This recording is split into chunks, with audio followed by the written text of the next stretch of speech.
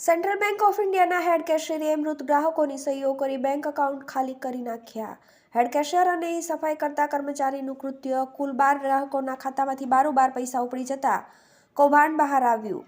ડેસર તાલુકાના સાંઢાસાલ ગામની central bank of ઇન્ડિયાના હેડ કેશિયર તેમજ સફાઈ કામ કરતા કર્મચારીએ બેંકના ખાતેદારોની બોગસ સહી કરી 12 ખાતાધારકોના એકાઉન્ટમાંથી રોકડ ઉપાડી ઠગાઈ કરી હતી। બેંકના હાલના મેનેજર દીપક ગોપાલભાઈ પિલ્લાઈએ હેડ કેશિયર પ્રમોદ કુમાર રામનિવાસ સિંહ રહે જાંબુઆ અને સાફ સફાઈનું કામ કરતા રમેશ સોમાભાઈ ગોહિલ રહે સાંઢાસાલ તાલુકો ડેસર સામે ડેસર પોલીસ સ્ટેશનમાં ફરિયાદ નોંધાવી હતી। આ ફરિયાદમાં જણાવ્યું હતું કે બેંકમાં એકાઉન્ટ ધરાવતા કેટલાક ખાતાધારકો મૃત્યુ પામ્યા બાદ પણ એકાઉન્ટમાંથી બોગસ સહી કરી રકમ ઉપાડી લીધી હોવાનું જાણવા મળ્યું હતું।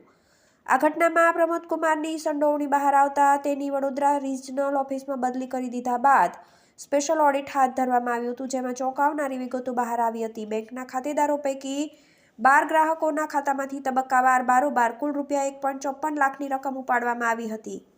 આ ગ્રાહકો પૈકી 8 ગ્રાહકો એવા હતા જેઓ મૃત્યુ પામ્યા હતા, તેમ છતાં તેઓના નામની બોગસ સહીઓ કરી વાઉચર દ્વારા રકમ બારોબાર ઉપાડી લેવાઈ હતી। બંનેની પૂછપરછ કરતા બંનેએ અમારી ભૂલ થઈ ગઈ છે અને ખોટા વાઉચર બનાવી પૈસા ઉપાડ્યા છે તેવી કબૂલાત પણ કરી હતી। દરમિયાન બેંક દ્વારા પ્રમોદ કુમારના બેંક ખાતામાંથી ₹1.54 લાખ કાપી લેવામાં આવ્યા હતા અને કેટલાક ગ્રાહકોના ખાતામાં ફરી બેલેન્સ કરી આપ્યું હતું। TV18 news Vadodara.